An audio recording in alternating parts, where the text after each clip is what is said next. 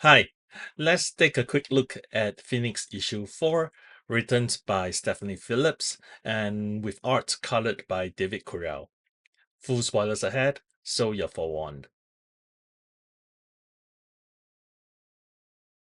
I'm still kind of bored. It also does not help that we are once again viewing this from the point of view of outsiders, especially in the second half of this issue. Hi, future Tyler here. What about the first half? The discussion with Carol regarding control and fear of letting go. That is something more than what we had seen in the past couple of issues, right? It sort of does a little, but it doesn't go too deep into the character. I mean, there are some surface scratches, but do we know more about Jean and her motivation? No. Do we know more about Phoenix and its motivation, if any? No. Well, to be fair, this issue clearly lays out Jean's motivation. She's working to understand and control the Phoenix part of her, and she's dealing with guilt as well. Now I'm not too sure if discussing Phoenix and Jean separately is a good way to do this, because for all intents and purposes, Jean and Phoenix are one and the same. Well, that's what the status quo is supposed to be, but the discussion with Carol also split it into two, like when Jin said because of the Phoenix, or when Carol said you are afraid of the Phoenix.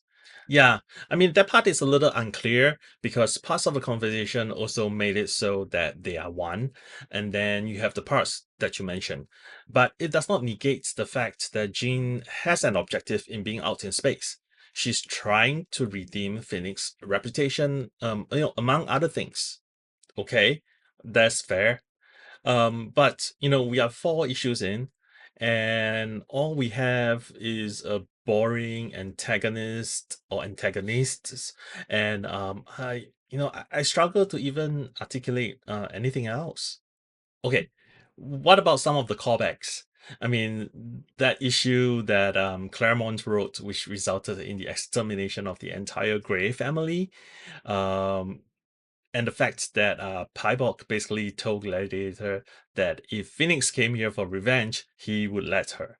I mean, I thought that was appropriate given what Gladiator did. We also have Empress Kuga, who was placed on the throne with help from Brand, and she's still here and on the council. And even Pybok, who was an ambassador on the Sword Station, is a representative here, right?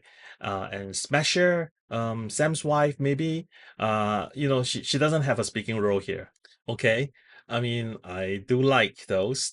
I'm also a little confused about the symbiote bit regarding Gore and the all black, his sword.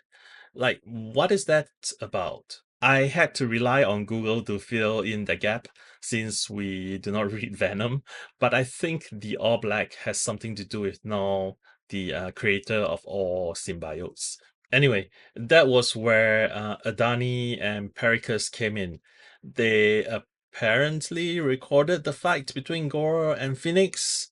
I mean, like I said earlier, I find this antagonist boring. Well, I don't think Adani is the antagonist.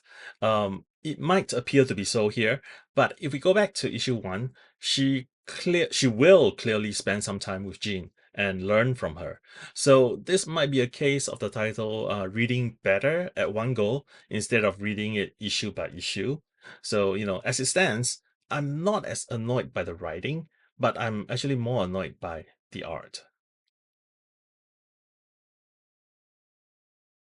Um, my stance had not changed since last issue and the issue before, and I still did not see any clarity surrounding this.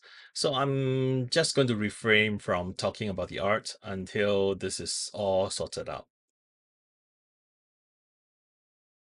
So regarding the Greys, I would think some of them would have been resurrected, especially the mutant ones. Like I know for sure Sarah, Jean's sister, is a mutant. I mean, the way to bring some or all of them back is there, right? The mutants could have been resurrected by the five.